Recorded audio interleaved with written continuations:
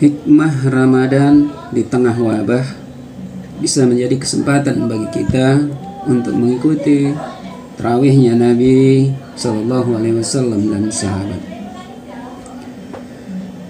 Assalamualaikum warahmatullahi wabarakatuh.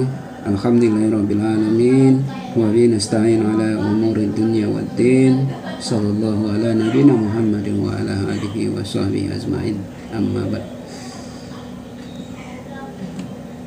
Di tengah wabah COVID-19 atau Corona yang melanda dunia, sebagian umat yang terdampak wabah tentu memilih bertahan di rumah-rumah untuk memutus rantai penyebaran wabah virus Corona.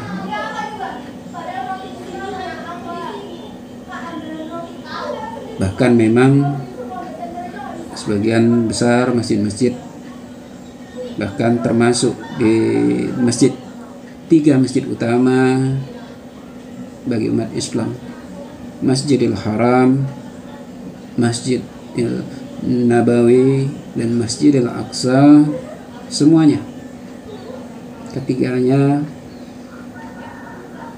membatasi masjid untuk menjadi tempat untuk sholat berjamaah, termasuk sholat tarawih dalam rangka mengisi bulan Ramadan. Di Masjidil Haram, Masjidil Aqsa masih dilakukan sholat tarawih, tapi dibatasi hanya untuk para pengurus masjid. Namun bertahan di rumah bukan berarti ini mengurangi daripada nilai daripada ibadah kita. Berpuasa, sholat tarawih, membaca Al-Quran dan lainnya bisa dilakukan juga dari rumah. Bahkan jika kita lakukan ini dengan ikhlas, dengan penuh ingin mendekatkan diri kepada Allah, insya Allah malah ini bisa menjadi hikmah bagi kita. Kenapa? Karena Nabi Shallallahu Alaihi Wasallam dan para sahabat juga telah memberikan contoh bagaimana ketika tarawih dilakukan di zaman beliau. Pada kesempatan ini kita akan coba mengangkat dua hadis, yaitu hadis bagaimana Nabi Shallallahu Alaihi Wasallam sholat tarawih di bulan Ramadan, dan sahabat Khalifah Umar ibn Khattab radhiyallahu anhu, karena beliau yang mencetus atau yang menjadikan sholat tarawih berjamaah di bulan Ramadan berjamaah di masjid selama sebulan penuh. Kenapa kita harus menjadikan Nabi Shallallahu Alaihi Wasallam sebagai contoh? Karena memang Nabi adalah uswatun hasanah kita, suri tauladan kita. Hal ini jelas disebutkan dalam Al-Quran di surat Al-Ahzab. A'udzubillahi minasyaitonirrajim. Laqad kana lakum fi Rasulillahi uswatun hasanah liman kana yarjullaha wal yawmal akhir wa zakarallahu katsiran. Sesungguhnya telah ada pada diri Rasulullah itu suri tauladan yang baik bagimu, yaitu bagi orang-orang yang mengharapkan rahmat Allah, orang yang mengharapkan kedatangan hari kiamat, dan dia banyak menyebut Allah. Ini tadi disebutkan dalam surat Al-Ahzab. Jadi pada diri Rasulullah SAW itu banyak suri tauladan, termasuk ketika di bulan Ramadan ini kita bisa mengikuti seperti apa sunnah yang diberikan Nabi ketika bulan Ramadan. Hadisnya ini bisa kita lihat dari riwayatnya Abu Dzar, yaitu dari Sunan An-Nasai, di Abu Daud ada di nomor hadis 1167. Hadisnya sahih, disahihkan Al-Albani dan Abu Tahir. Abu Dzar berkata, kami pernah berpuasa Ramadan bersama Rasulullah SAW, dan beliau tidak pernah mengerjakan sholat malam bersama kami sedikit pun dalam sebulan, sampai tersisa 7 hari. maka beliau sholat bersama kami hingga berlalu sepertiga malam. Setelah malam ke-6 dari akhir, beliau tidak mengerjakan sholat malam bersama kami. Jadi Nabi SAW itu sholat pertamanya itu disebutkan di puasa ke-23. Lalu malamnya tarawih bersama sahabat di masjid hingga sepertiga malam. Dan keesokan harinya, yaitu di puasa ke-24, beliau tidak mengerjakan sholat. Beliau puasa, tapi malamnya beliau tidak mengerjakan sholat tarawih bersama sahabat. Lalu ketika hari kelima, yaitu 5 hari sebelum hari akhir, beliau mengerjakan sholat malam bersama kami hingga tengah malam. Ini di hari ke, berarti 5 sebelumnya, kalau kita jadikan tadi itu 30 hari, berarti ini hari ke-25. Jadi beliau mengerjakan bersama sahabat hingga tengah malam. Lalu Abu Dzar berkata, "Ya Rasulullah, alangkah baiknya sekiranya Anda memperbanyak sholat sunnah pada malam hari ini untuk kami." Lalu beliau Nabi SAW bersabda, "Sesungguhnya apabila seseorang sholat bersama imam hingga selesai, maka akan dicatat baginya seperti bangun semalam suntuk." Lalu Abu Dzar melanjutkan hadisnya, pada malam ke-4 akhir beliau tidak mengerjakan sholat bersama sahabat. Lalu malam ketiga sebelum akhir, atau berarti malam 27, beliau mengumpulkan keluarganya, istri-istrinya, dan orang-orang untuk sholat malam bersama kami, sampai kami khawatir ketinggalan al-falah. Zabir radhiyallahu anhu bertanya, "Apa itu al-falah?" Para sahabat menjawab, "Waktu sahur." Dan kemudian setelah malam-malam berikutnya, beliau tidak mengerjakan sholat berjamaah lagi.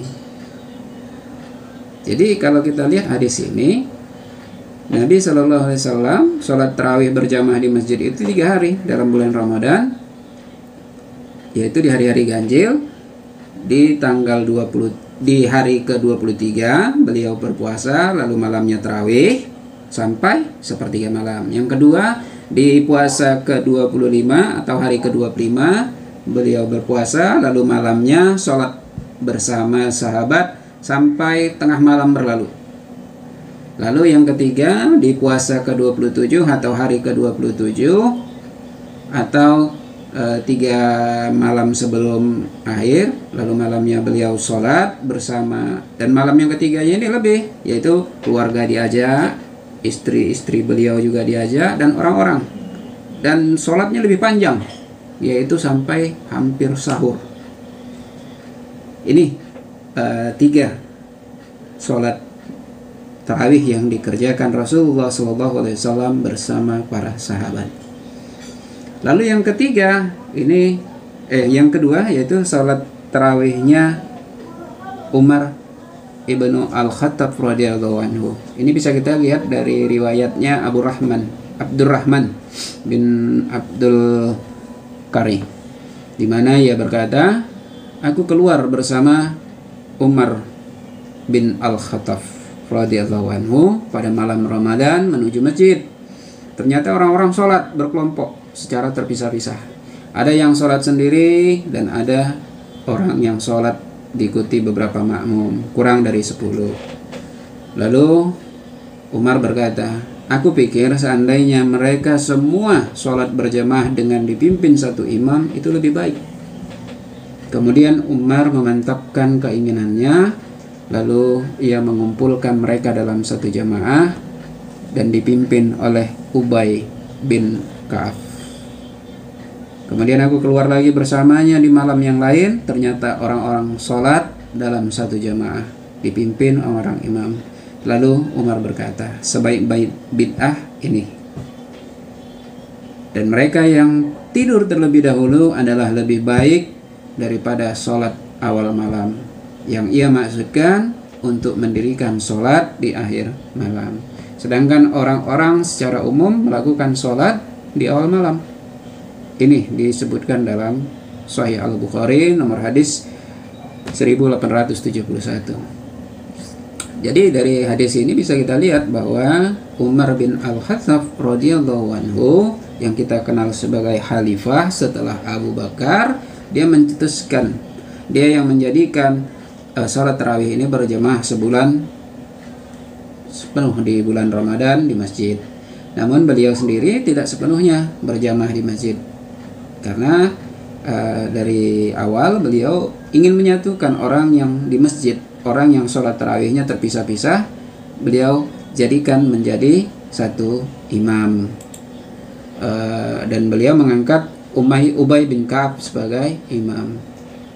Kenapa beliau juga nggak penuh? Karena beliau sendiri adalah khalifah, di mana kita tahu bahwa khalifah, pemimpin umat, juga pemimpin dalam sholat, imam dalam sholat ketika berjamaah. Dan di kedua juga beliau infeksi kayak keliling keluar di malam, memastikan bahwa umat telah sholat dalam satu jamaah. Artinya beliau sendiri tidak ikut dalam jamaah sholat yang dipantau tersebut. Baru yang ketiga, beliau menyebutkan bahwa mereka yang lebih baik, yang tidur terlebih dahulu, lebih baik daripada sholat yang di awal malam. Jadi beliau sendiri menyebutkan bahwa orang yang tidur dulu itu lebih baik daripada orang yang sholat di awal malam. Jadi sholatnya di malam setelah tidur itu orang lebih baik. Ini disebutkan beliau. Jadi dari hal ini kita bisa lihat bahwa beliau sendiri tidak sepenuhnya berjamaah sholat tarawih di masjid. Jadi kesempatan kita ini untuk sholat di rumah, berjamaah di rumah bersama keluarga, mengisi Ramadan ini bersama keluarga. Ini juga bisa jadi hikmahnya kita bangkitkan bagaimana anak-anak kita yang mungkin selama ini belum bisa imam, bacaannya belum fasih, ini saat dia untuk mengunjuk diri, mengkader dia untuk jadi imam. Begitu juga kita bisa juga belajar bagaimana kita bisa mengimami sholat tarawih di rumah bersama keluarga, istri. Mungkin selama ini kita tertinggal, bisa jadi. Dan bisa kita perhatikan bahwa di akhir zaman ini memang ditandai bahwa seringnya orang di masjid saling tolak-tolakan karena tidak bisa imam. Ini bisa jadi momen kita nanti, setelah nanti virus corona ini mereda, kita kembali ke masjid, semua bisa jadi imam. Semua saling, bila perlu, saling mengunjuk diri untuk jadi imam, terbalik daripada yang sebelumnya. Jika sebelumnya tolak-tolakan untuk menjadi imam, ini sering bisa mengisi. Ini momen kita untuk mengikuti Rasulullah SAW. Bisa kita menjadi imam untuk diri kita sendiri, dari keluarga kita, dan juga bisa kita mengkader anak-anak kita untuk menjadi imam di rumah. Insyaallah ke depan umat akan menjadi lebih baik. Mungkin ini sekilas tentang pelaksanaan sholat tarawih Nabi SAW dan sahabat Umar ibnu Khattab radhiyallahu anhu di bulan Ramadan. Semoga kita bisa mengambil hikmahnya. Billahi taufik wal hidayah. Assalamualaikum warahmatullahi wabarakatuh.